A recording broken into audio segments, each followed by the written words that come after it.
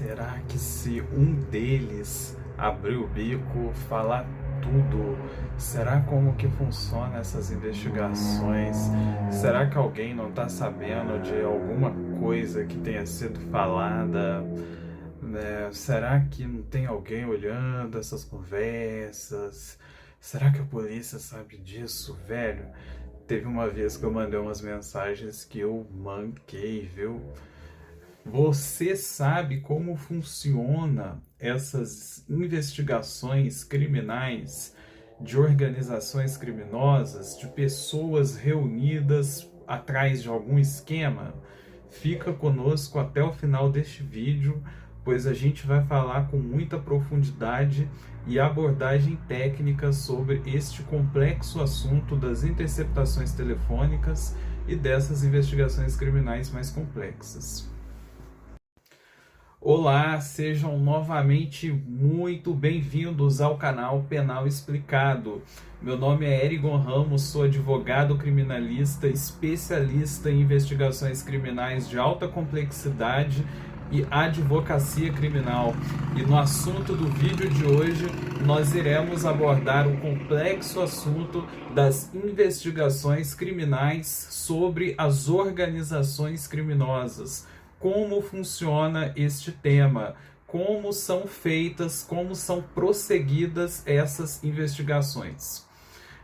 Para começar então o assunto deste vídeo, a gente vai dizer que não existe primeiramente sempre um esquema muito claro, muito correto, que a polícia utiliza como um padrão para toda e qualquer investigação de organização criminosa que possa estar acontecendo. Já acompanhei casos em que tudo começou pela entrega de um motoboy em uma determinada casa e ali ligou uma coisa a outra e fez surgir investigação criminosa e ligando diversos pontos, chegando em diversas outras pessoas. Já pude presenciar casos que pela compra de uma pequena quantidade de presunto em supermercado fez nascer uma das maiores operações. São temas complexos. Para começo de conversa, grandes empresários muitas vezes não imaginam por que caiu essa investigação. E é sobre este assunto que nós estamos debruçando aí neste vídeo. Superada então essa parte de que não existe muitas vezes um padrão completo e perfeito para todas as investigações, seguiremos aí para as próximas partes. Podemos falar então aqui sobre uma das ferramentas mais utilizadas pela delegacia, pelos delegados para investigar esses crimes, que é o uso da interceptação telefônica. A interceptação telefônica é um dos meios que permite que se investigue determinadas pessoas por determinado tempo, que tente conseguir provas, que vai chegando em novas e novas pessoas, em que ao final faz um cruzamento de dados que muitas vezes é possível esquematizar quem é que tem determinada função, quem é que não tem, e tudo isso surgiu em razão também de que são esquemas que muitas vezes arrecadam muito dinheiro e que a polícia, se ela for utilizar os meios tradicionais, como uma campana em uma determinada rua, ela não conseguiria descobrir grandes coisas. Então, por isso, é muito utilizado aí, nestes casos, a interceptação telefônica. A interceptação telefônica na maioria dos casos em que se intercepta pessoas por tráfico de drogas, as pessoas não costumam revelar seus nomes, elas costumam fazer gírias complexas que muitas vezes também acabam contribuindo para uma eventual derrubada dessa investigação. Muitas vezes os tribunais acabam por aceitar essa derrubada da investigação por essa falta de nexo, porque muitas vezes não se compreende aquilo que está sendo dito.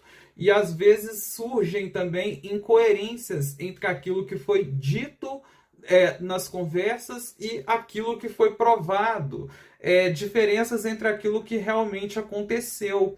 Então, muitas vezes, ao mesmo tempo em que é um dos poucos recursos em que a polícia tem para utilizar para fazer essas quebras, às vezes também é o único recurso disponível que ela tem para poder fazer essas investigações, o que torna este tema também um pouco complexo. Outros tipos de medidas, às vezes a polícia, prevendo já por meio das investigações, das interceptação, ela faz também a interceptação ambiental. Ela prevê que vai acontecer uma reunião em um determinado lugar, que é muito comum de acontecer em ranchos, lugares que são distantes das cidades grandes. Muitas vezes acontecem sim nesses lugares reuniões dessas organizações. A polícia, já prevendo, então, ela coloca lá um gravador, ela coloca uma câmera, ela consegue filmar a presença das pessoas que chegaram até aquele local, pega parte dessa conversa e coloca no processo a parte que ela precisava. E muitas vezes essas operações com essa interceptação ambiental, ela é anulada pela parte que não foi mostrada. Então, para vocês terem uma ideia, é também um dos meios. Eu já vi casos presenciando, assim, de acompanhar processos em que advogado foi conversar com o cliente preso em delegacia de Polícia Federal.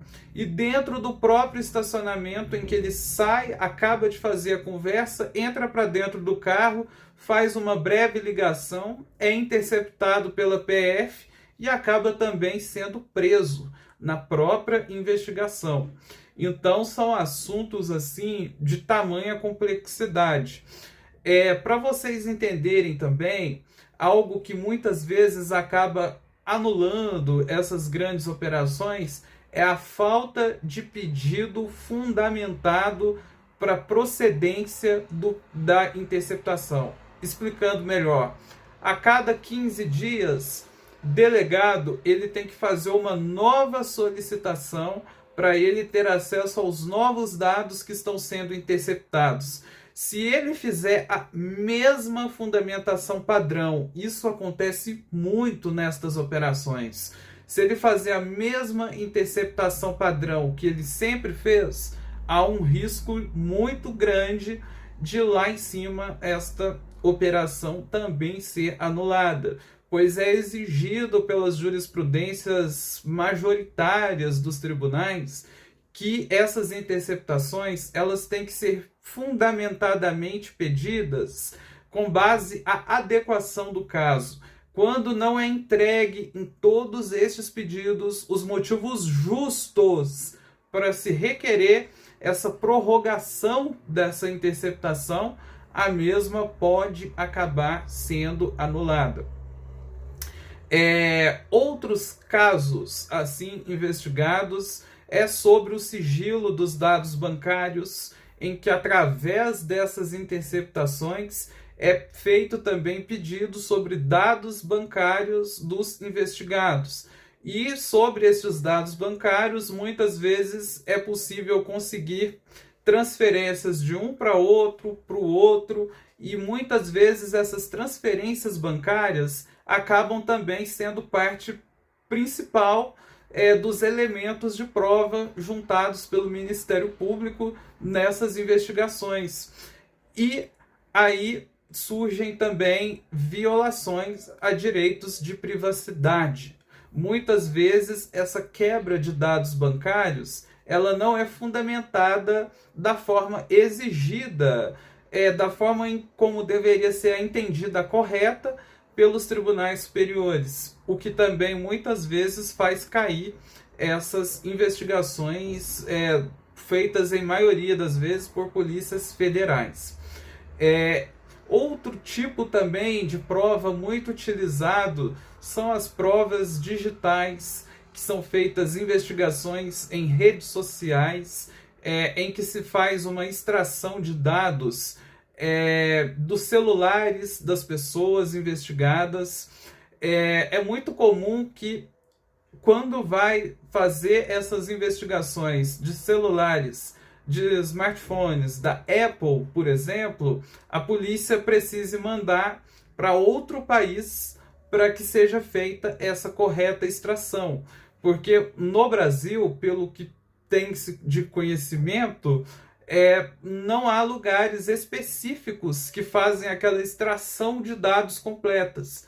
E tem um custo também muito caro para as autoridades brasileiras mandar isso para países como Indonésia, em que tem alguns lugares que são peritos nesse tipo de extração de dados. E muitas vezes as falhas investigativas das polícias estão nesta extração de dados. Se você não entendeu ainda, um outro fator preponderante também é que essas organizações criminosas, elas têm que ser sempre formadas por um mínimo de 4 pessoas que tenham um objetivo conjunto para poder cometer aquele crime que está sendo investigado. Os 4 em conjuntos que têm a ideia, propósitos distintos para se executar aquele mesmo crime. Do contrário, já temos também possibilidade de anular. E esses crimes muitas vezes sobram margens para lavagem de dinheiro, em que é utilizado por meio de empresários de diversas formas. Por exemplo, às vezes há empresários que têm estacionamento em cidades grandes e muitas vezes não há um controle formal de quantos clientes estacionou carros naqueles dias. E muitas vezes acabam servindo de margem de provas que absolvem acusados. E esses crimes, eles são investigados sempre em face de outros, nunca sozinho uma organização criminosa. Às vezes é possível que haja no meio rural, como por exemplo, o uso de um agrotóxico proibido em plantações, de quem vende grandes quantidades de plantações. Tem-se aí uma investigação sobre as plantações, mas nessas investigações das plantações chegaram aqueles acusados. Muitas vezes empresários envolvidos em tráfico de drogas, como forma de faturar mais dinheiro do que o que se faturaria com o faturamento real da empresa. Pessoal, chegamos então ao final deste vídeo. Se este assunto é do seu interesse, deixa aí o seu comentário. Se você tem alguma sugestão para um vídeo novo, também deixe nos comentários. Se você está gostando, se você sente que o nosso conteúdo faz a diferença para você, se inscreva no nosso canal, aperte no nosso sininho para você não perder nenhum assunto sempre que a gente fizer um vídeo novo. Eu vou ficando por aqui, até o próximo vídeo.